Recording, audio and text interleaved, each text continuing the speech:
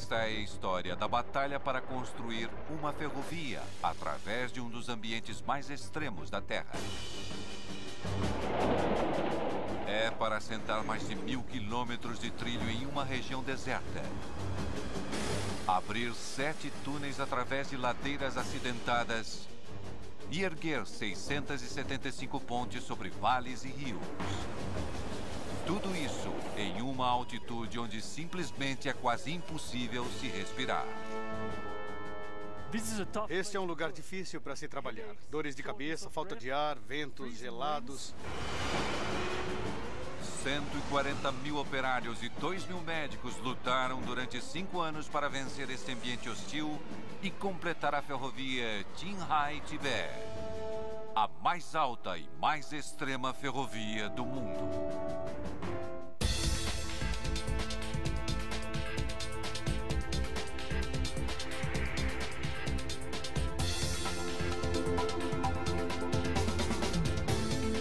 Obras incríveis, a ferrovia mais alta do mundo. Estação Pequim West, a maior estação ferroviária da Ásia e uma das mais movimentadas. 400 mil pessoas podem passar por aqui em um dia comum. Entrando aqui com a multidão de hoje está o engenheiro finlandês Pasi Lautala. Ele está aqui para ver por si mesmo como uma das ferrovias mais extraordinárias do planeta foi construída, a linha para Lhasa, no Tibete. Ela sobe muito alto e cobre uma distância enorme sobre terrenos realmente difíceis. Eu acho que nada parecido foi feito no mundo da engenharia ferroviária. Esta não vai ser uma viagem de trem comum.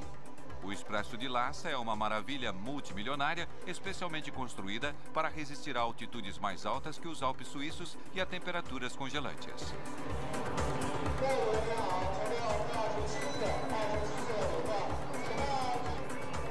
Para Pasi, que é obcecado por trens, esta é uma viagem com a qual ele sonhou durante anos.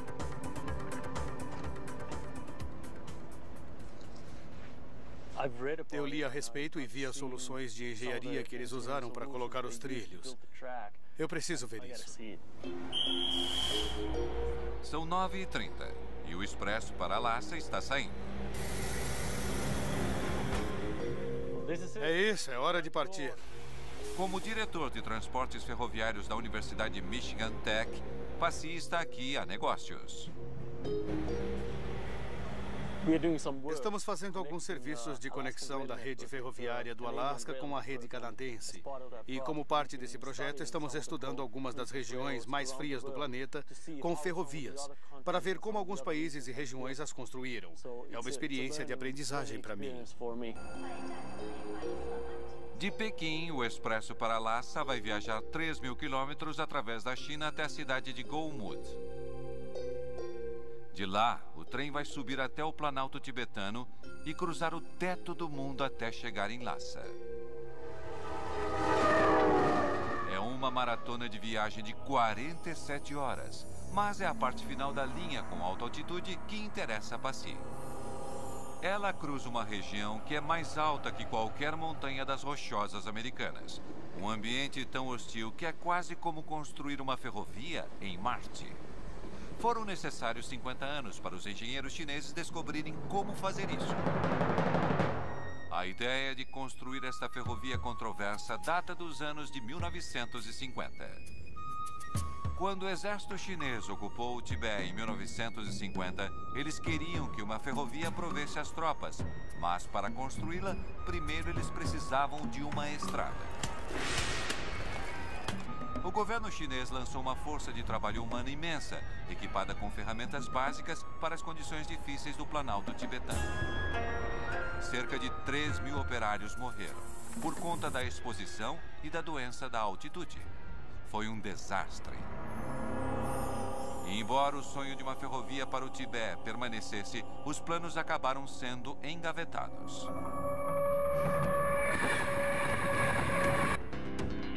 Atualmente, o Expresso para Lhasa avança através da China Oriental Industrial a mais de 110 km por hora. É o orgulho das ferrovias chinesas e só os melhores funcionários vão trabalhar nele. Os 13 vagões de passageiros do Expresso para Lhasa estão divididos em 3 tipos. 2 são chamados de dormitório superior, que são os equivalentes chineses à primeira classe. Esta é uma maneira bastante luxuosa de se viajar. Este compartimento é chamado de dormitório superior. Nele existem 4 leitos para 4 pessoas e nós até temos um sistema de entretenimento que inclui TV chinesa ou filmes. Mas não é assim tão luxuoso para todo mundo no trem. 7 vagões oferecem acomodações dormitório básico, um pouco mais do que um aglomerado de 6 pessoas em um quarto. E 4 vagões são equipados apenas com poltronas.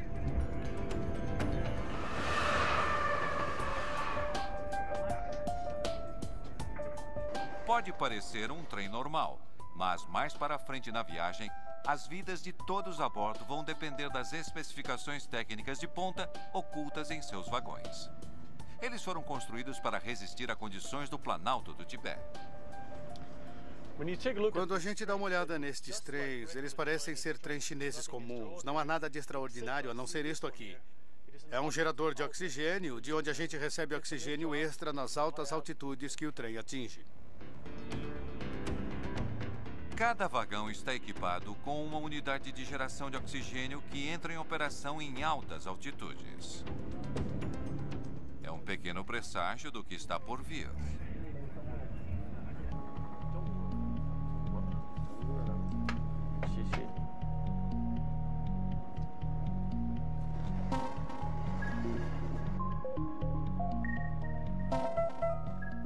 Durante todo o dia, o trem segue para oeste, parando para checagens de segurança e para pegar mais passageiros.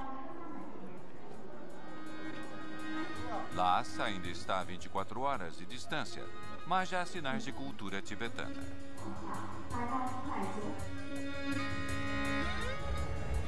Conforme os novos passageiros se ajeitam para passar a noite, o trem já está subindo. Quando eles chegarem em Golmud, a última parada antes do Planalto tibetano, ele vai estar a 2.800 metros acima do nível do mar.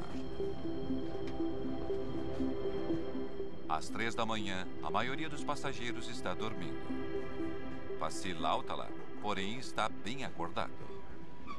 Este é um momento emocionante para mim. Em poucos minutos, vamos chegar em Golmud, que é a última estação antes que o trem suba para o Planalto do Tibete. Eu quero ver como eles assentaram o trilho. Este é o fim da linha para mim. É hora de descer.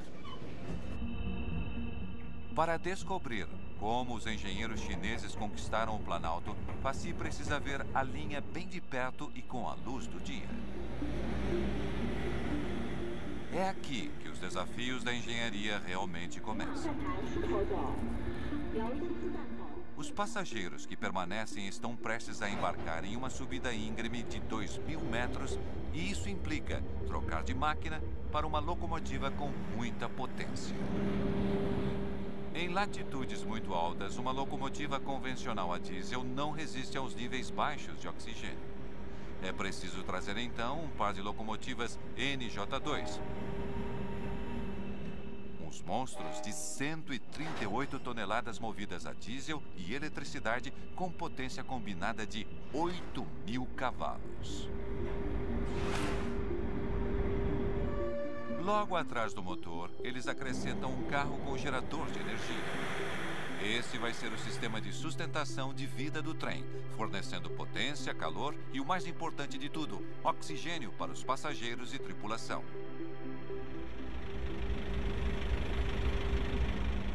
O trem está prestes a embarcar em uma viagem extrema, que só é possível graças à engenharia radical e uma decisão política controversa. Em 1984, o sistema ferroviário chinês tinha alcançado Golmud, mas aqui ele parou. Nos 16 anos seguintes, os problemas característicos da construção de uma ferrovia em alta altitude seguraram o prosseguimento até Lhasa. Então, em 1999, o governo chinês anunciou que gostaria de estender sua rede de vias férreas para as regiões pobres e subdesenvolvidas do oeste da China e ao Tibete. Eles afirmavam que a ferrovia traria prosperidade à província e elevaria seu padrão de vida. Os críticos afirmavam que a linha pretendia apertar o controle político sobre o Tibete e que facilitaria a mudança de grandes números de chineses Han para cá, devastando a cultura dos tibetanos locais.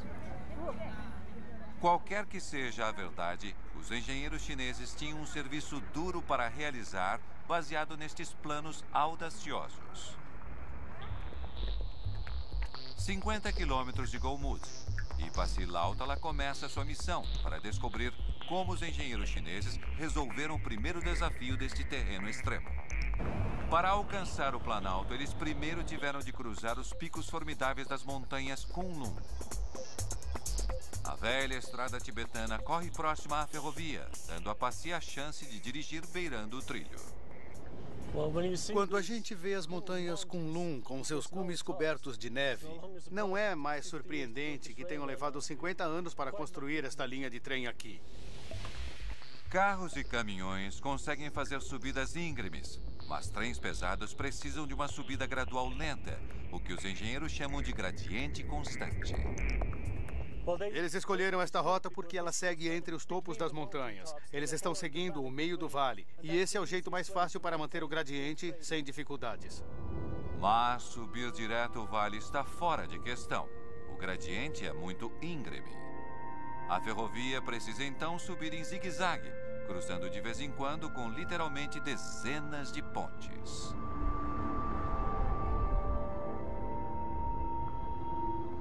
A 2/3 do caminho para cima, os engenheiros encontraram um desafio enorme. A construção da ponte Saint-Charest, a ponte mais alta em toda a rota. Bem aqui estamos cruzando o Vale do Rio e temos de manter a via férrea suspensa no ar para manter o gradiente suave. É uma estrutura crítica que teve de ser completada rapidamente para que eles conseguissem levar de trem suprimentos até o Planalto para que o resto da ferrovia fosse construída. E isso significou trabalhar no inverno. Enviando um exército de trabalhadores para o serviço e mantendo o concreto quente quando as temperaturas despencavam a -20, eles conseguiram construir a ponte em apenas 12 meses. O prazo de entrega foi cumprido. Isto é fantástico. Eu estou muito feliz por ter saído do trem. Eu mal consigo imaginar como foi construir esta ponte durante o inverno. É simplesmente incrível. Mas este foi só o começo. Conforme Pasi segue subindo as montanhas Kunlun em direção ao ar rarefeito e frio do Planalto tibetano, ele está para descobrir um fenômeno natural extraordinário que destrói cidades. Depois de atravessar as montanhas Kunlun, o dia nasce para os passageiros a bordo do trem T-27 de Pequim para Lhasa. Ele traz consigo vistas espetaculares do Planalto tibetano. Há muitos anos eu sonhava em vir para o Tibete para ver o cenário de muitos livros. E, na verdade, o cenário é muito melhor do que eu imaginava a partir dos livros. É realmente muito bonito. Esta região incrível é tão vasta e fria que é chamada de Terceiro Polo. Ela ocupa mais de 2,5 milhões de quilômetros quadrados, 1/4 da área da China. As temperaturas do inverno caem a -35 graus Celsius e a área toda é mais alta que o Matterhorn. Para os engenheiros de ferrovia, como Pasi Lautala, este é o local mais complicado que existe.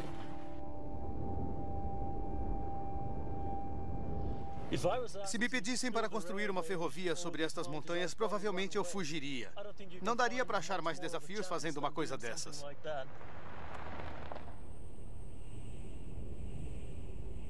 Na verdade, dá. Porque embaixo da superfície plana do Planalto encontra-se uma substância que há 50 anos derrota todas as tentativas de se construir uma ferrovia: terra congelada, permafrost. O permafrost pode ter uma profundidade de poucos metros ou pode atingir 50 ou 60 metros. E a maior parte do permafrost fica congelado o ano todo. O problema não é o permafrost permanente bem fundo no solo, mas a camada de solo úmido acima dele. A camada ativa, que congela no inverno e derrete no verão. No inverno, a superfície fica congelada e sólida, mas se eu estivesse aqui no verão, eu estaria andando sobre um lodaçal ou um pântano. Os efeitos do congelamento do inverno podem ser facilmente demonstrados. Como aqui fica bastante frio, vamos fazer uma pequena experiência. Eu tenho aqui uma garrafa cheia de água e vou deixá-la aqui fora. Vamos voltar mais tarde para ver o que aconteceu com ela. E aqui está o resultado de nossa experiência. Quando a água congela, ela se expande em cerca de 9%. Agora, esta paisagem está cheia de água que se comporta da mesma maneira que a água na garrafa. Em décadas, o chão daqui pode se mover vários metros. É um problema que os locais enfrentam há séculos. Conforme Passy descobrem sua primeira parada no Planalto, na pequena cidade de Vudaulian, os habitantes locais enfrentam esse probleminha com suas fundações. Muitos prédios desta cidade mostram o estrago provocado pelo permafrost. Quando o solo se move por causa do congelamento e descongelamento, quase nada consegue detê-lo. Enquanto o solo sobe e desce, ele vai destruindo a cidade. Vejam só as rachaduras neste prédio. É um bom exemplo do que o permafrost pode fazer com os imóveis. Complicado para as construções. O movimento do permafrost torna impossível a construção da ferrovia, do mesmo jeito que os construtores desta linha no Alasca e destas linhas no Canadá descobriram da pior maneira. Esperava-se que os engenheiros chineses resolvessem o insolúvel de alguma forma. Este problema de tirar o sono chegou então à mesa do cientista de regiões frias Guo Dongcheng, que rapidamente excluiu a solução óbvia e convencional.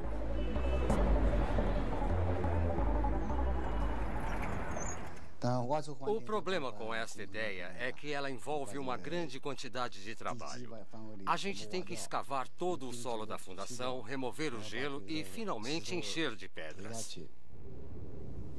Mais da metade da rota planejada no Planalto tibetano atravessava o permafrost, 632 quilômetros no total.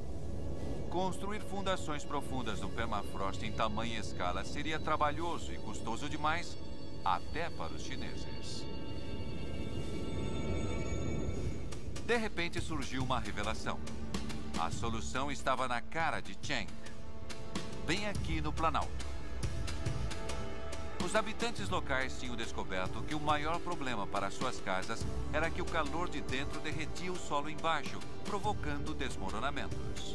Sua solução foi construir suas casas sobre estacas ou colocar canos entre a construção e o chão, permitindo que o ar flua por ali.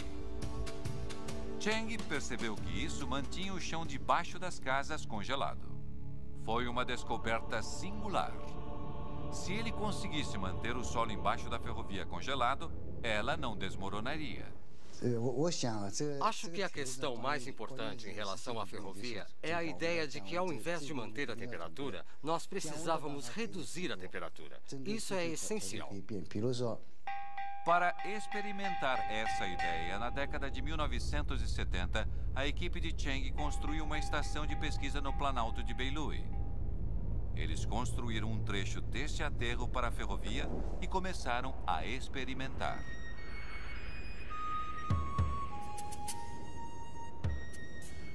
Aqui temos os dutos de ventilação, que são canos rocos que correm através do aterro. No inverno, eles fazem com que o ar e o vento atravessem o aterro, tirando o calor dali. Com o tempo, uma coisa incrível aconteceu. Ano após ano, o solo embaixo ficou mais frio. Com o passar de vários anos, eles reduziram a temperatura média do solo em 2 a 3 graus, o suficiente para mantê-lo congelado. Mas para construir uma linha férrea inteira de 600 quilômetros de comprimento, com tubos de concreto correndo através dela, ainda sairia muito caro. A ideia barata de Cheng não era barata o bastante. Mas ele não desistiu.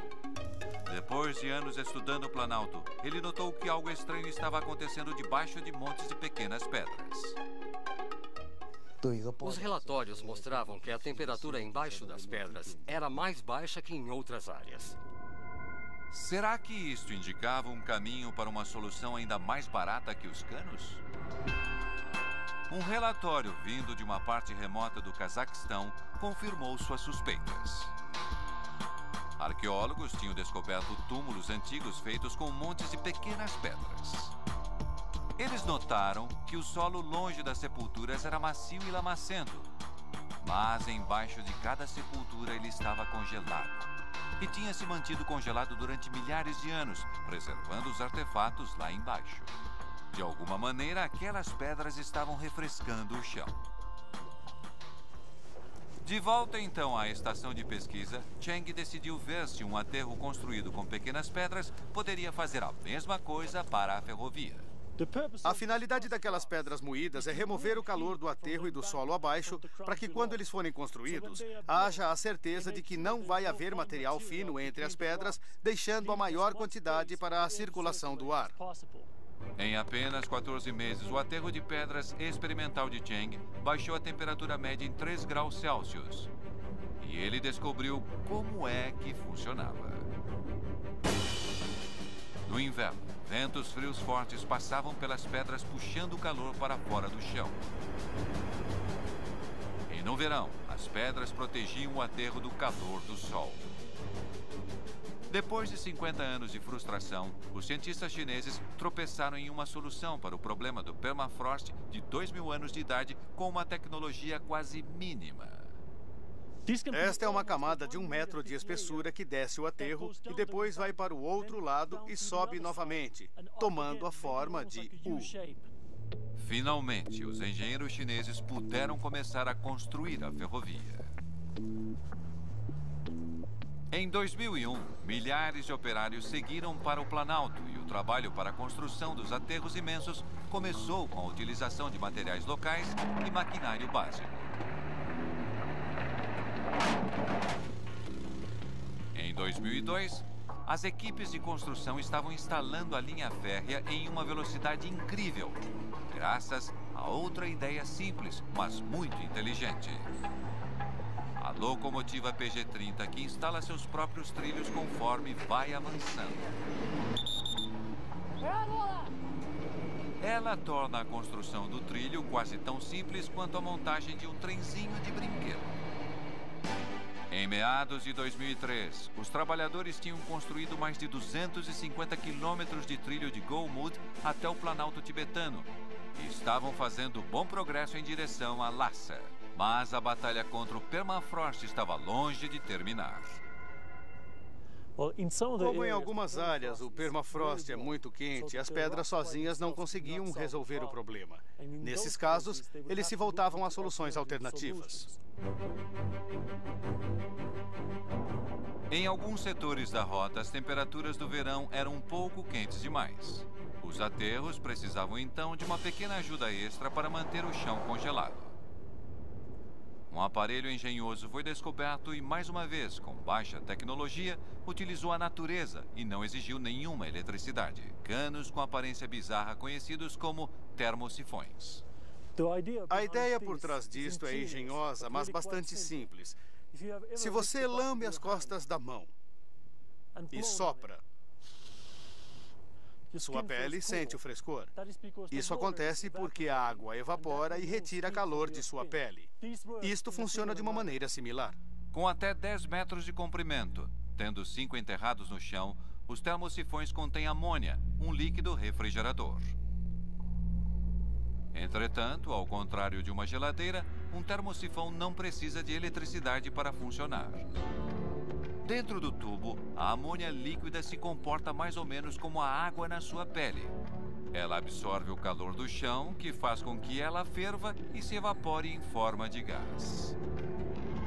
O gás se eleva no tubo, levando o calor do chão consigo. No topo, o vento frio resfria o tubo e a amônia libera seu calor no ar do lado de fora. E se liquefaz novamente e escorre de volta para o fundo do tubo.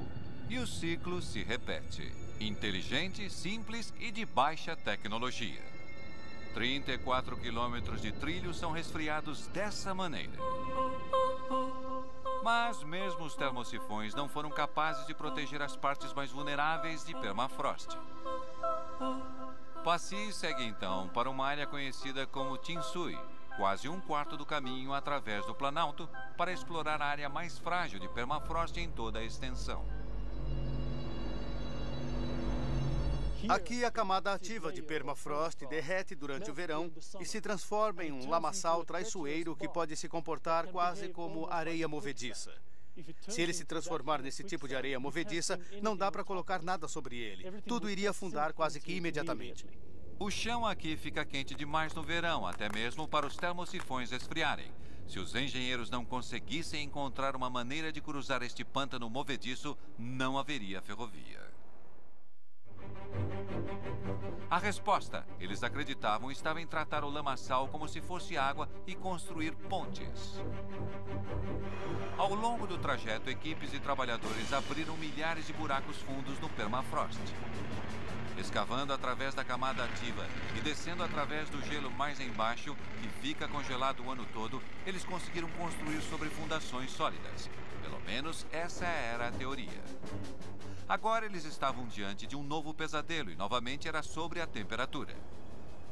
O concreto derramado no chão para fazer os pilares das pontes poderia destruir as mesmas fundações sobre as quais eles estavam construindo. Quando misturamos o concreto, ele sofre uma reação química. Enquanto ele se solidifica, libera calor. Nesta experiência, a temperatura da mistura vai subindo constantemente. Quando todo o seu trabalho está visando a manutenção do permafrost congelado, calor é a última coisa que você quer. A temperatura aqui está 13 graus. Isso seria suficiente para derreter o gelo ao redor da estrutura e torná-la instável. Então, como os engenheiros chineses lidaram com este problema? Colocando a Mãe Natureza para trabalhar para eles. Eles construíram no ápice do inverno, quando as temperaturas ambientes caem abaixo de zero. E esfriaram o concreto a 5 graus, despejando-o o mais depressa possível antes que endurecesse. Contando com milhares de operários, eles construíram quase 3.000 pilares de ponte em apenas 7 meses. Foi uma façanha impressionante, que se resumiu em uma das características icônicas da linha, a espetacular ponte Tinsui, com 11,7 quilômetros de extensão, a ponte sobre permafrost mais longa do mundo. O problema com o permafrost estava finalmente resolvido. No total, mais de 160 quilômetros da ferrovia Qinghai-Tibet está construído sobre pontes como esta, 1/7 de todo o percurso. Mas o permafrost não foi o único grande desafio natural do Planalto. O terreno é tão alto que existe a falta de um ingrediente básico para a sobrevivência. Aqui em cima, nós lutamos para nos mantermos vivos. Com uma altitude média de 4.500 metros, não é de se surpreender que o Planalto tibetano seja muito pouco povoado. A cerca de 1/3 do caminho através do Planalto, a cidade tibetana de Tuo Tuo tem 1.300 habitantes que se adaptaram à vida em altas altitudes há centenas de anos. Mas para qualquer outra pessoa é um risco muito sério. Aqui em cima, respirar é muito mais difícil que no nível do mar. Apesar da desvantagem, Passy está desafiando o campeão local de sinuca para demonstrar. O ar é basicamente feito de moléculas de nitrogênio e oxigênio. Cerca de 1 em 5 moléculas é de oxigênio. No nível do mar, existem muitas moléculas, tanto de nitrogênio como de oxigênio, em cada respirada. Mas quanto mais alto estamos, as moléculas vão ficando cada vez mais escassas. A 4.700 metros, onde estou agora, a quantidade de oxigênio no ar é quase a metade da quantidade no nível do mar. Aqui, o corpo tem dificuldade em conseguir oxigênio suficiente no ar para enviar para o sangue e para os músculos, onde ele é necessário. Quanto mais nos esforçamos, mais oxigênio nosso corpo precisa. E se não conseguirmos o suficiente, isso pode ser fatal. Em casos mais agudos, pode haver vazamento de líquidos para o cérebro e os pulmões, e isso pode nos matar. Conforme o Expresso para Lhasa viaja pelo Planalto, uma das fundações mais importantes da tripulação é ficar de olho nos passageiros. Eles procuram sinais da doença na altitude. O trem está agora viajando a 4.500 metros acima do nível do mar. Conselhos médicos recomendam que é preciso 5 dias para subir a esta altitude, permitindo a aclimatação. O trem fez isso em apenas 32 horas. Cerca então de 3/4 das pessoas começam a sofrer da doença da altitude. Sinto que o ar está muito rarefeito. Quando estava tirando fotos, até mesmo os menores movimentos me deixavam sem fôlego. Desde o rio Chuma, comecei a sentir tonturas e enjoo. Meu nariz está muito seco e o do meu nenê também. Ele chorou com dor de barriga. Para reduzir esses sintomas, lembram daqueles geradores especiais de oxigênio? Eles enchem os vagões com ar enriquecido. Os geradores de oxigênio dentro de cada vagão usam uma técnica conhecida como separação de membrana. Ar de fora do trem é comprimido e bombeado através de pequenos canos. As paredes desses canos são feitas de uma membrana que contém pequenos orifícios que permitem que passem mais moléculas de oxigênio do que as maiores de nitrogênio. O nitrogênio indesejável é expelido para fora do trem através de um cano de saída, enquanto o ar enriquecido com oxigênio é inserido nos vagões. Isso aumenta o nível no ar de 21% para 24%. Não é muito, mas faz com que a maioria das pessoas se sinta melhor. Entretanto, para as pessoas que realmente estão sofrendo, existe um sistema a mais. Os funcionários dão aos passageiros mais afetados um tubo que eles podem conectar diretamente a um fornecedor de 40% de oxigênio. Todo leito e assento do trem possui seu próprio fornecedor de oxigênio.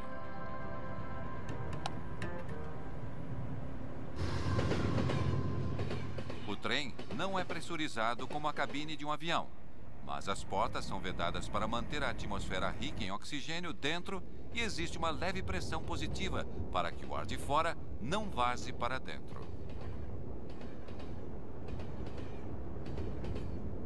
Fazendo uma comparação, para os operários que construíram o trilho, as condições do Planalto eram infernais, pois o trabalho físico pesado nesta altitude não é só difícil, é perigoso.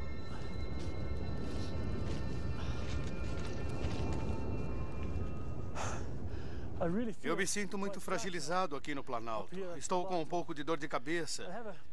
E embora esteja andando em velocidade abaixo do normal, estou completamente sem fôlego. Os da ferrovia foram sábios ao não repetirem o desastre, mas eles precisaram construir estruturas extremas em altitudes extremas, inclusive uma em particular. Eu precisava ver isto.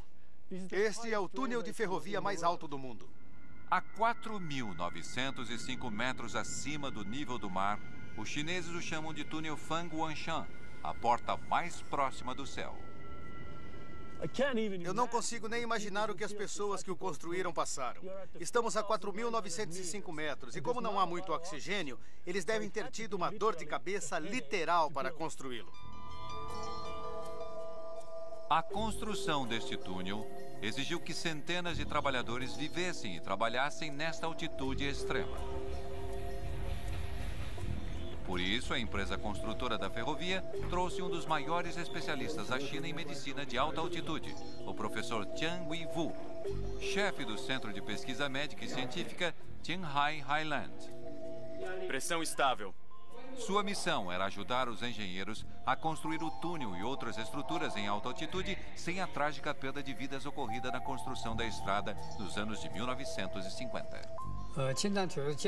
Durante o início da construção da ferrovia tibetana, como a maioria dos operários era de regiões próximas ao nível do mar, eles não estavam adaptados às alturas.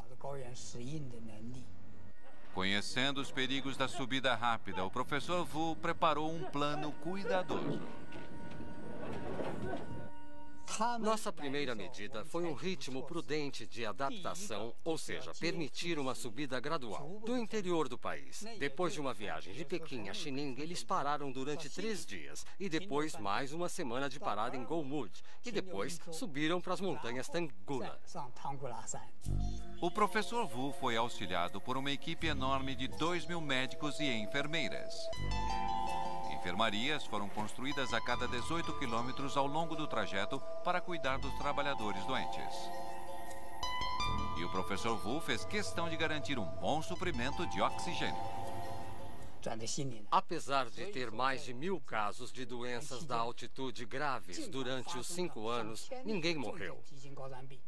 A taxa de mortalidade foi 0.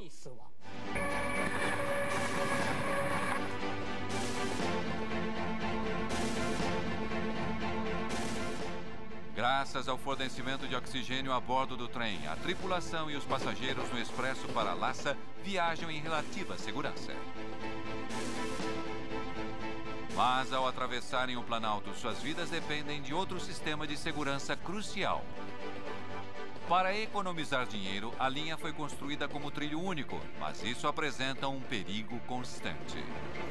Se 2 trens viajando em direções opostas forem acidentalmente enviados para a mesma linha, pode haver uma colisão frontal.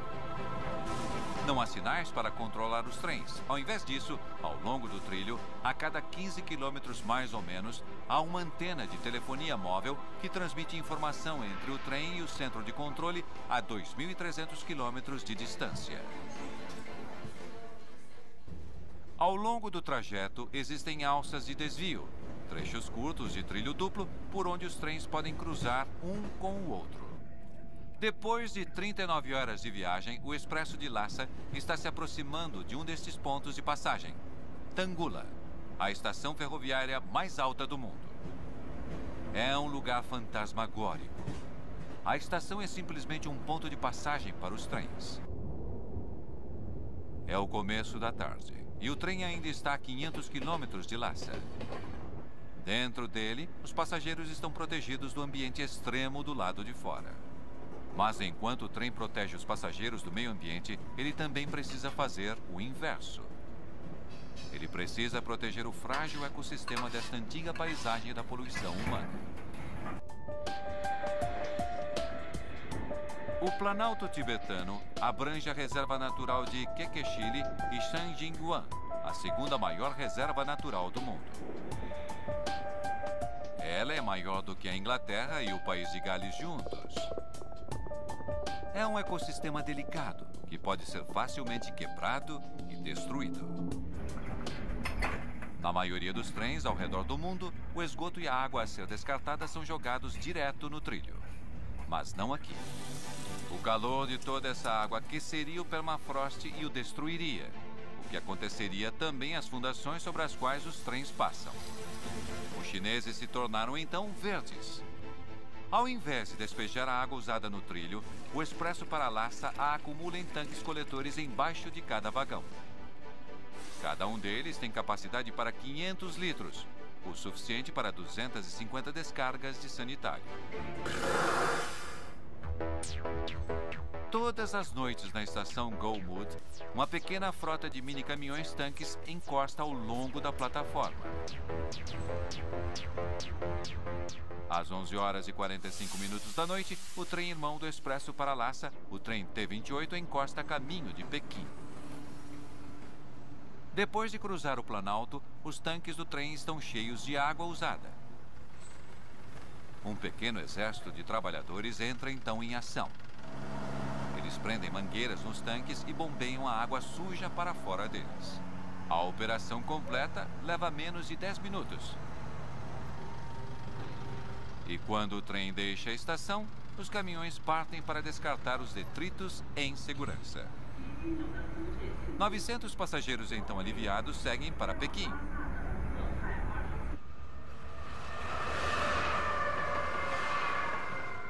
Passy está impressionado com o empenho para a preservação deste ecossistema frágil. Mas em sua viagem através do Planalto, ele descobriu que nem tudo está totalmente seguro na ferrovia. A linha propriamente dita está ameaçada. Apesar de todo o empenho em manter o solo embaixo da linha congelado, a ferrovia Qinghai-Tibet está sendo atacada por um inimigo inesperado. Em partes do Planalto surge um fenômeno natural que está aqui há milhares de anos: areia. Isto é impressionante. Eu não esperava ver dunas de areia aqui em cima no Planalto. Parece até que eu estou na praia. O problema com a areia é que, ao contrário da lama, seus grãos não ficam grudados. Se eu encher minha mão de areia aqui em um dia com o vento como o de hoje, ela voa. E ela voa em direção ao aterro da ferrovia a 500 metros de distância. E é aqui que o problema começa. A areia que está sendo trazida pelo vento está preenchendo os espaços entre as pedras do aterro. E conforme o aterro de pedras se enche de areia, ele perde a capacidade de refrescar o solo ali embaixo. Com o tempo, isto pode fazer com que o permafrost descongele, entortando o trilho. A ferrovia está então tentando fazer o possível para impedir que isso aconteça. Eles ergueram dezenas destas cercas para manter a areia afastada dos trilhos. Dá para ver como a areia se amontoou atrás delas. Quando o vento bate na malha fina das cercas, sua velocidade diminui e a areia cai. Mas, apesar de todo o esforço, a areia aqui já penetrou o aterro de pedras. A areia só afeta uma pequena parte da linha, mas há outra ameaça muito mais séria para o futuro ao longo prazo da ferrovia. E esta é provocada pelo homem. O permafrost no Planalto é extremamente sensível às mudanças de temperatura e o aquecimento global está aumentando lentamente. Nosso país fez pesquisas neste campo que nos forneceu dados especulando que a temperatura de Qinghai, Planalto tibetano, vai subir entre 2,2 a 2,6 graus Celsius nos próximos 50 anos. A ferrovia está projetada para aguentar um aumento de graus médio de temperatura. Mas outros fatores podem fazer a temperatura subir muito mais que isso. Em todo o continente, e principalmente no país vizinho, a Índia, o carvão é muito usado em fornos e fornalhas que produzem fumaça contendo partículas escuras de fuligem. Grande parte dessa fuligem cai sobre a neve que cobre o Planalto tibetano no inverno. As partículas negras fazem com que a neve suja absorva mais calor do sol do que as limpas. Na primavera, a neve derrete mais cedo que antes, colaborando com o aquecimento do Planalto. Apesar de todas as medidas para manter o leito da ferrovia congelado, se a temperatura subir mais de 3 graus, a ferrovia pode ter problemas. O expresso para Lhasa passa pela incrível ponte com 3 vãos sobre o sagrado rio Kaishu. Para a tripulação do trem, é um sinal de boas-vindas. Depois de 47 horas, eles se aproximam do final da viagem. E cá estamos, a nova e enorme estação Lhasa. Com o custo de 35 milhões de dólares, ela é um símbolo da determinação chinesa que mostra que a ferrovia veio para ficar. Com esta linha, os engenheiros chineses provaram que estão entre os melhores do mundo e já assentaram as fundações para um programa de expansão que o mundo jamais viu. Nos próximos 5 anos, a China vai gastar aproximadamente 300 bilhões de dólares construindo mais de 30 mil quilômetros de novas linhas férreas. Para Pasi Lautala, sua estada no Planalto está terminando. Ter vindo até aqui foi uma experiência incrível. Eu já tinha muito respeito pelas pessoas que construíram a ferrovia, mas só agora eu realmente percebo os desafios que eles enfrentaram. Este é um lugar difícil de se trabalhar. Dores de cabeça, falta de ar, ventos gelados. Eles conseguiram construir a ferrovia sob um ponto de vista da engenharia muito impressionante. A ferrovia Qinghai-Tibet é realmente uma façanha monumental da engenharia. Um esforço imenso de trabalho humano e engenharia inteligente de baixa tecnologia que mostra um caminho certeiro para as novas linhas férreas no mundo inteiro. Talvez o início de uma nova era dourada das ferrovias. Versão Marshmallow São Paulo.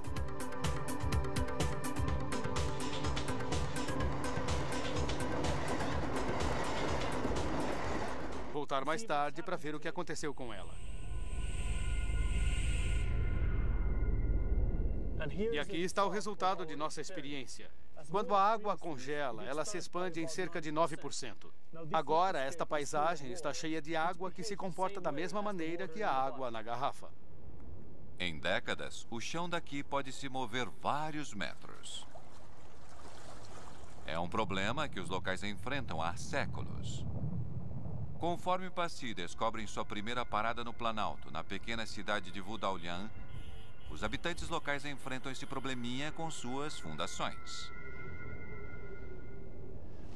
Muitos prédios desta cidade mostram o estrago provocado pelo permafrost. Quando o solo se move por causa do congelamento e descongelamento, quase nada consegue detê-lo. Enquanto o solo sobe e desce, ele vai destruindo a cidade.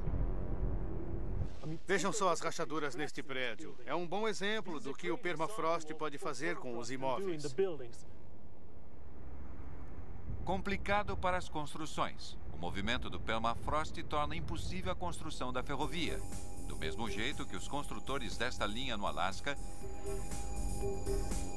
e destas linhas no Canadá descobriram da pior maneira. Esperava-se que os engenheiros chineses resolvessem o insolúvel de alguma forma. Este problema de tirar o sono chegou então à mesa do cientista de regiões frias Guo Dongcheng, que rapidamente excluiu a solução óbvia e convencional.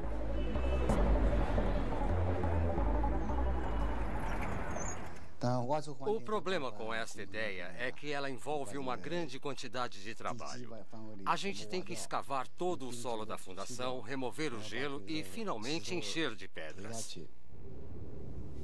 Mais da metade da rota planejada no Planalto tibetano atravessava o permafrost, 632 quilômetros no total.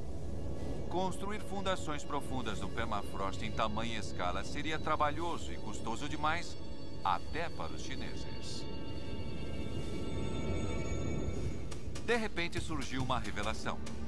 A solução estava na cara de Cheng, bem aqui no Planalto. Os habitantes locais tinham descoberto que o maior problema para suas casas era que o calor de dentro derretia o solo embaixo, provocando desmoronamentos. Sua solução foi construir suas casas sobre estacas ou colocar canos entre a construção e o chão, permitindo que o ar flua por ali. Cheng percebeu que isso mantinha o chão debaixo das casas congelado. Foi uma descoberta singular. Se ele conseguisse manter o solo embaixo da ferrovia congelada... Conhecendo os perigos da subida rápida, o professor Wu preparou um plano cuidadoso. Nossa primeira medida foi um ritmo prudente de adaptação, ou seja, permitir uma subida gradual. Do interior do país, depois de uma viagem de Pequim a Xining, eles pararam durante 3 dias, e depois mais uma semana de parada em Golmud, e depois subiram para as montanhas Tanggula. O professor Wu foi auxiliado por uma equipe enorme de 2.000 médicos e enfermeiras. Enfermarias foram construídas a cada 18 quilômetros ao longo do trajeto para cuidar dos trabalhadores doentes. E o professor Wu fez questão de garantir um bom suprimento de oxigênio. Apesar de ter mais de 1.000 casos de doenças da altitude graves durante os 5 anos, ninguém morreu. A taxa de mortalidade foi 0.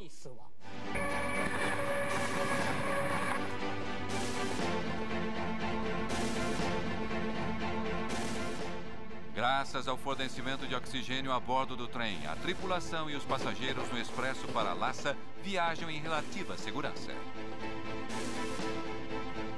Mas ao atravessarem o Planalto, suas vidas dependem de outro sistema de segurança crucial. Para economizar dinheiro, a linha foi construída como trilho único, mas isso apresenta um perigo constante. Se 2 trens viajando em direções opostas forem acidentalmente enviados para a mesma linha, pode haver uma colisão frontal. Não há sinais para controlar os trens. Ao invés disso, ao longo do trilho, a cada 15 quilômetros mais ou menos, há uma antena de telefonia móvel que transmite informação entre o trem e o centro de controle a 2.300 quilômetros de distância. Ao longo do trajeto, existem alças de desvio, trechos curtos de trilho duplo por onde os trens podem cruzar um com o outro. Depois de 39 horas de viagem, o Expresso de Lhasa está se aproximando de um destes pontos de passagem, Tangula, a estação ferroviária mais alta do mundo. É um lugar fantasmagórico. A estação é simplesmente um ponto de passagem para os trens. É o começo da tarde e o trem ainda está a 500 quilômetros de Lhasa. Dentro dele, os passageiros estão protegidos do ambiente extremo do lado de fora. Mas enquanto o trem protege os passageiros do meio ambiente, ele também precisa fazer o inverso. Ele precisa proteger o frágil ecossistema desta antiga paisagem da poluição humana. O Planalto Tibetano abrange a reserva natural de Kekeshili e Shanjinguan, a segunda prudente de adaptação, ou seja, permitir uma subida gradual. Do interior do país, depois de uma viagem de Pequim a Xining, eles pararam durante 3 dias e depois mais uma semana de parada em Golmud e depois subiram para as montanhas Tangula. O professor Wu foi auxiliado por uma equipe enorme de 2.000 médicos e enfermeiras. Enfermarias foram construídas a cada 18 quilômetros ao longo do trajeto para cuidar dos trabalhadores doentes. E o professor Wu fez questão de garantir um bom suprimento de oxigênio. Apesar de ter mais de 1.000 casos de doenças da altitude graves durante os 5 anos, ninguém morreu. A taxa de mortalidade foi 0.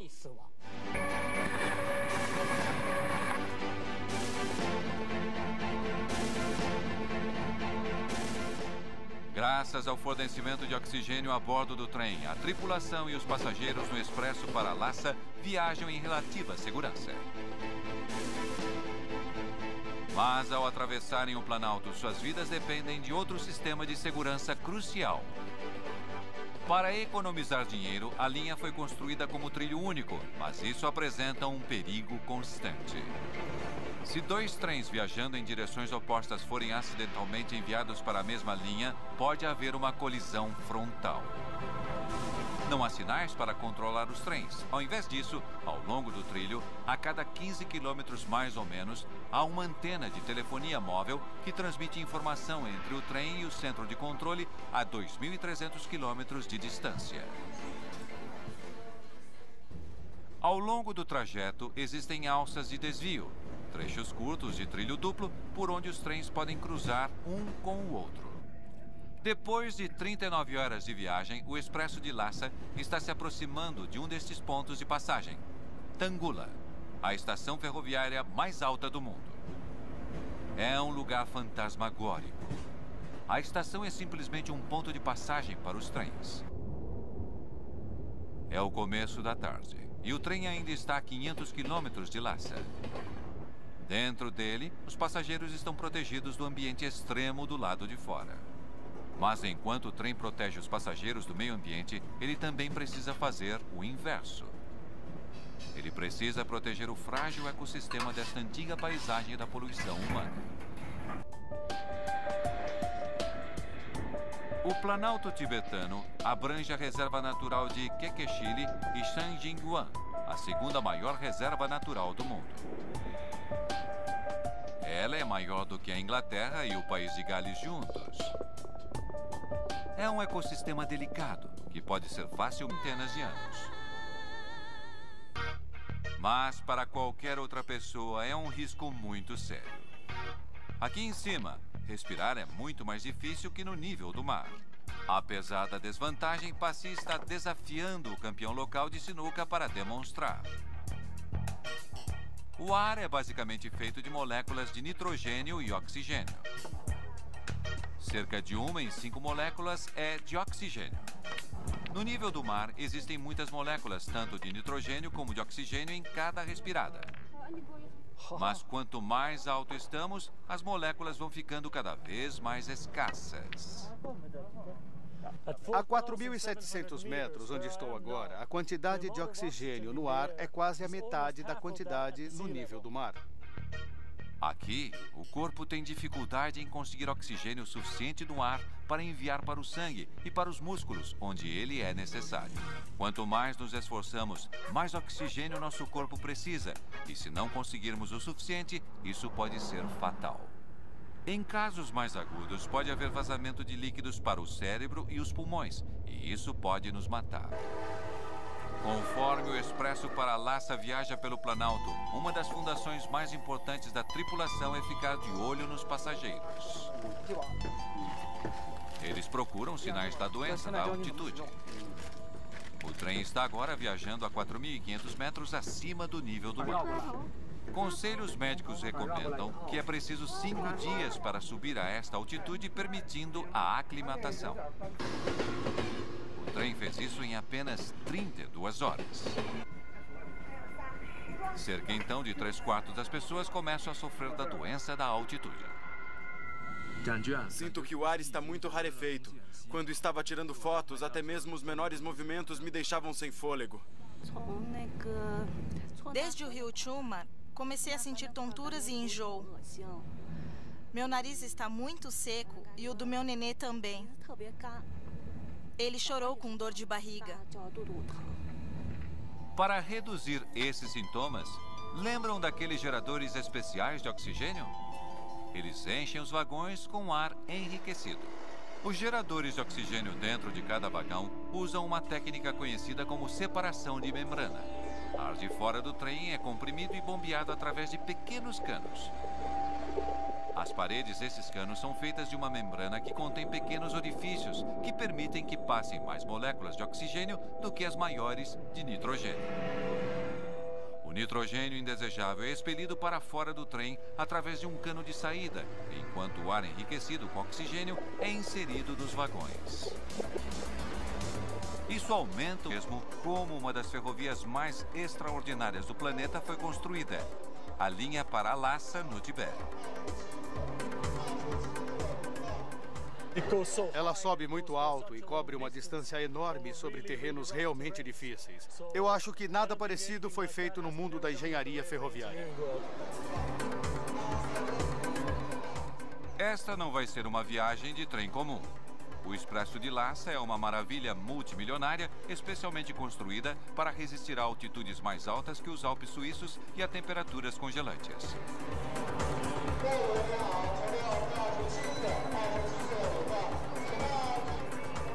Para Passy, que é obcecado por trens, esta é uma viagem com a qual ele sonhou durante anos.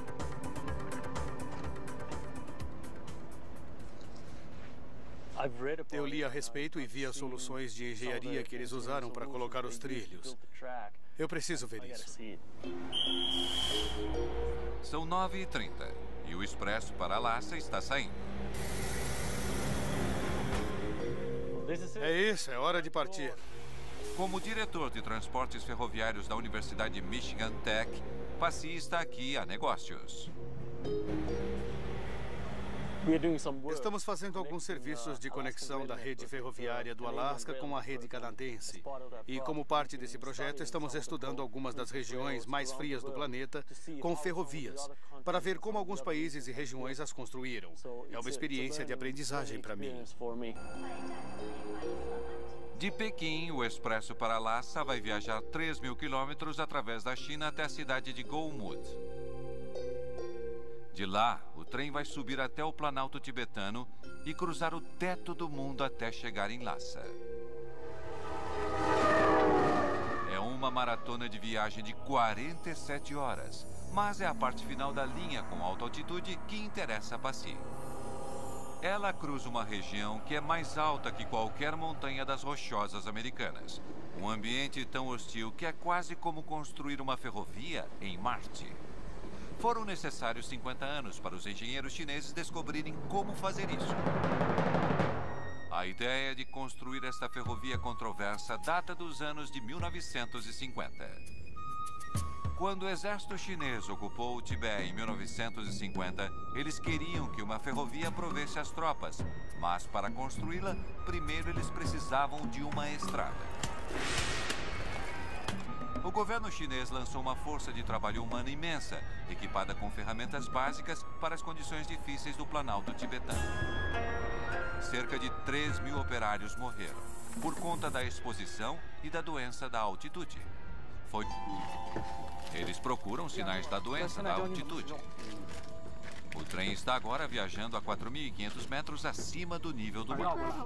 Conselhos médicos recomendam que é preciso 5 dias para subir a esta altitude, permitindo a aclimatação. O trem fez isso em apenas 32 horas. Cerca então de 3/4 das pessoas começam a sofrer da doença da altitude. Sinto que o ar está muito rarefeito. Quando estava tirando fotos, até mesmo os menores movimentos me deixavam sem fôlego. Desde o rio Chumar, comecei a sentir tonturas e enjoo. Meu nariz está muito seco e o do meu nenê também. Ele chorou com dor de barriga. Para reduzir esses sintomas, lembram daqueles geradores especiais de oxigênio? Eles enchem os vagões com ar enriquecido. Os geradores de oxigênio dentro de cada vagão usam uma técnica conhecida como separação de membrana. Ar de fora do trem é comprimido e bombeado através de pequenos canos. As paredes desses canos são feitas de uma membrana que contém pequenos orifícios que permitem que passem mais moléculas de oxigênio do que as maiores de nitrogênio. O nitrogênio indesejável é expelido para fora do trem através de um cano de saída, enquanto o ar enriquecido com oxigênio é inserido nos vagões. Isso aumenta o nível no ar de 21% para 24%.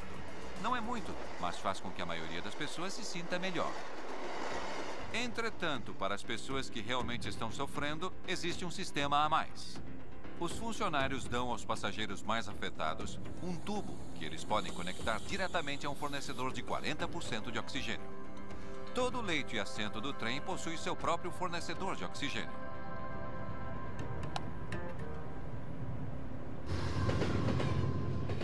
O trem não é pressurizado como a cabine de um avião, mas as portas são vedadas para manter a atmosfera rica em oxigênio dentro e existe uma leve pressão positiva para que o ar de fora não vaze para dentro.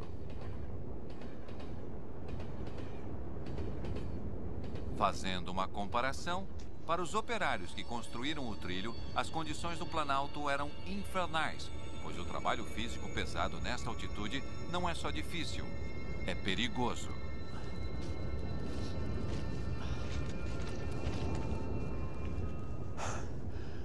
Eu me sinto muito fragilizado aqui no Planalto. Estou com um pouco de dor de cabeça. E embora esteja andando em velocidade abaixo do normal, estou completamente sem fôlego. Os da ferrovia foram sábios ao não repetirem o desastre. Todas as noites na estação Golmud, uma pequena frota de mini-caminhões-tanques encosta ao longo da plataforma. Às 11h45 da noite, o trem irmão do Expresso para Lhasa, o trem T-28, encosta a caminho de Pequim. Depois de cruzar o Planalto, os tanques do trem estão cheios de água usada. Um pequeno exército de trabalhadores entra então em ação. Eles prendem mangueiras nos tanques e bombeiam a água suja para fora deles. A operação completa leva menos de 10 minutos. E quando o trem deixa a estação, os caminhões partem para descartar os detritos em segurança. 900 passageiros então aliviados seguem para Pequim.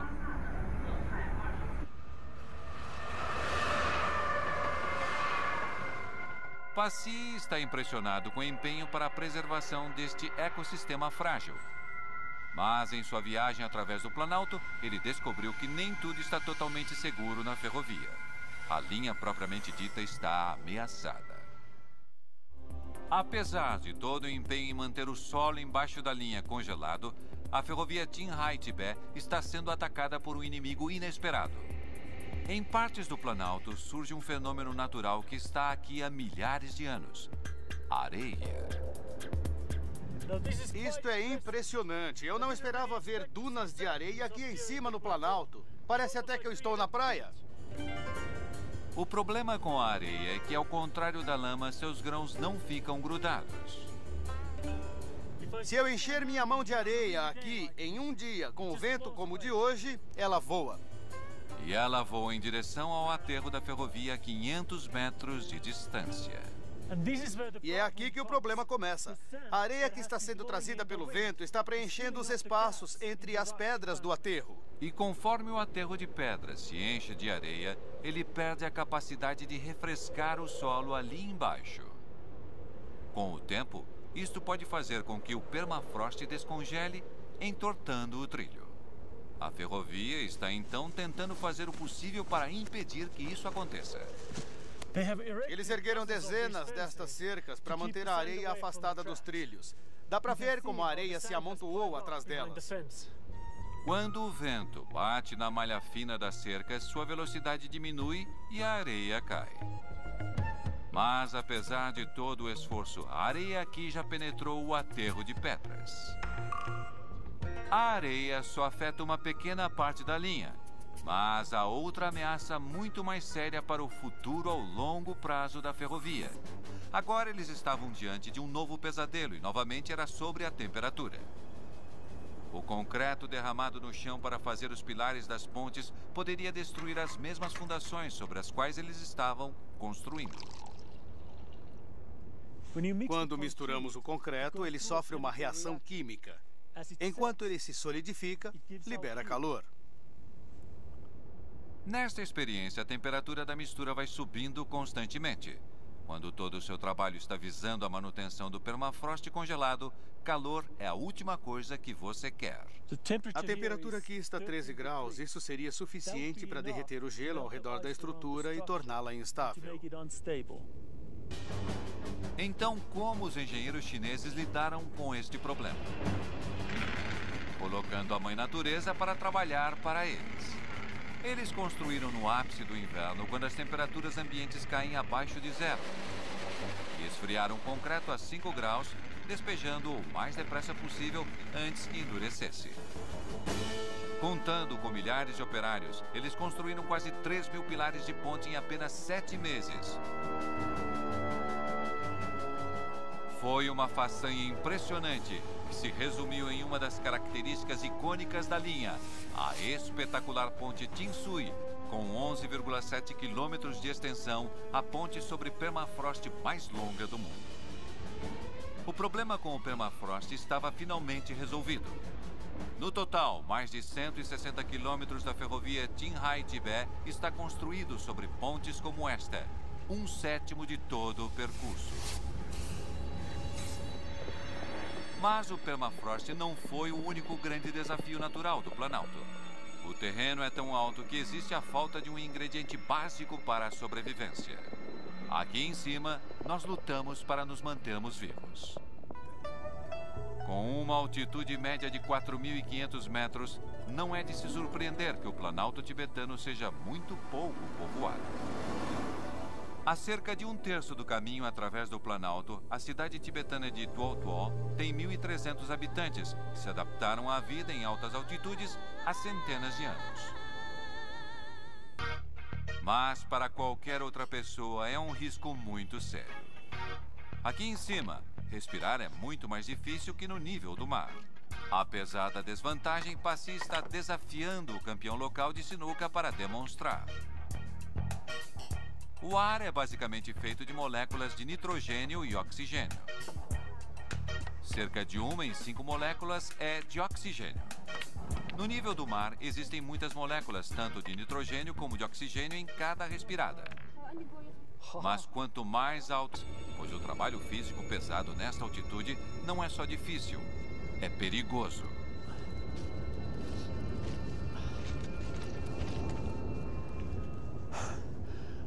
Eu me sinto muito fragilizado aqui no Planalto. Estou com um pouco de dor de cabeça. E embora esteja andando em velocidade abaixo do normal, estou completamente sem fôlego.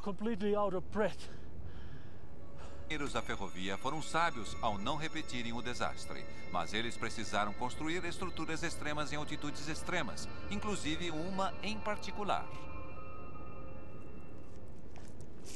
Eu precisava ver isto. Este é o túnel de ferrovia mais alto do mundo.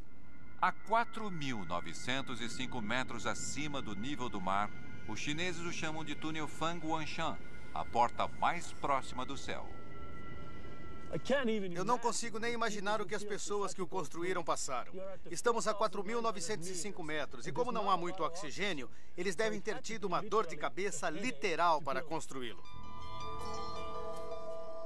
A construção deste túnel exigiu que centenas de trabalhadores vivessem e trabalhassem nesta altitude extrema.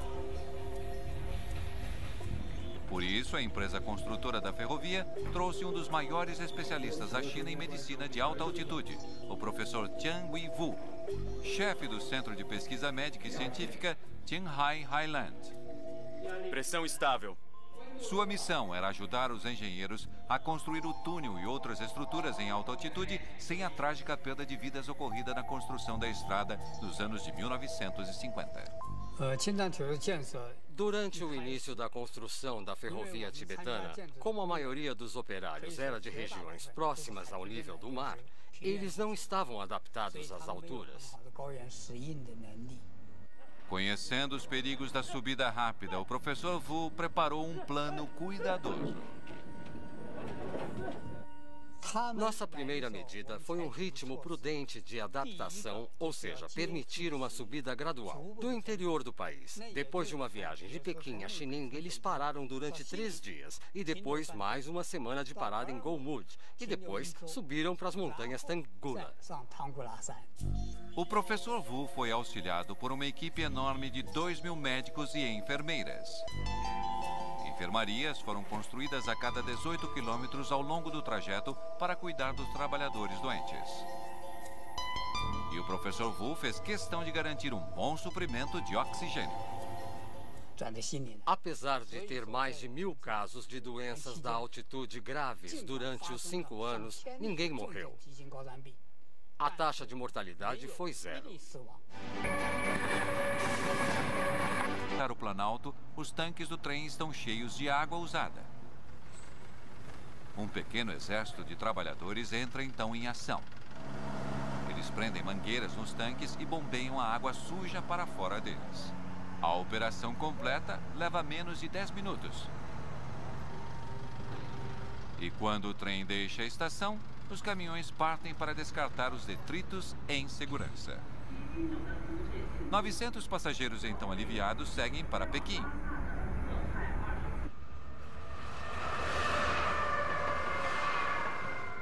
Passy está impressionado com o empenho para a preservação deste ecossistema frágil. Mas em sua viagem através do Planalto, ele descobriu que nem tudo está totalmente seguro na ferrovia. A linha propriamente dita está ameaçada. Apesar de todo o empenho em manter o solo embaixo da linha congelado, a ferrovia Qinghai-Tibete está sendo atacada por um inimigo inesperado. Em partes do Planalto surge um fenômeno natural que está aqui há milhares de anos: areia. Isto é impressionante. Eu não esperava ver dunas de areia aqui em cima no Planalto. Parece até que eu estou na praia. O problema com a areia é que, ao contrário da lama, seus grãos não ficam grudados. Se eu encher minha mão de areia aqui em um dia com o vento como o de hoje, ela voa. E ela voa em direção ao aterro da ferrovia a 500 metros de distância. E é aqui que o problema começa. A areia que está sendo trazida pelo vento está preenchendo os espaços entre as pedras do aterro. E conforme o aterro de pedras se enche de areia, ele perde a capacidade de refrescar o solo ali embaixo. Com o tempo, isto pode fazer com que o permafrost descongele, entortando o trilho. A ferrovia está então tentando fazer o possível para impedir que isso aconteça. Eles ergueram dezenas destas cercas para manter a areia afastada dos trilhos. Dá para ver como a areia se amontoou atrás delas. Quando o vento bate na malha fina das cercas, sua velocidade diminui e a areia cai. Mas, apesar de todo o esforço, a areia aqui já penetrou o aterro de pedras. A areia só afeta uma pequena parte da linha, mas há outra ameaça muito mais séria para o futuro ao longo prazo da ferrovia. E esta é provocada pelo homem. O permafrost no Planalto é extremamente sensível às mudanças de temperatura e o aquecimento global está aumentando lentamente. Nosso país fez pesquisas neste campo que nos forneceu dados especulando que a temperatura de Qinghai, Planalto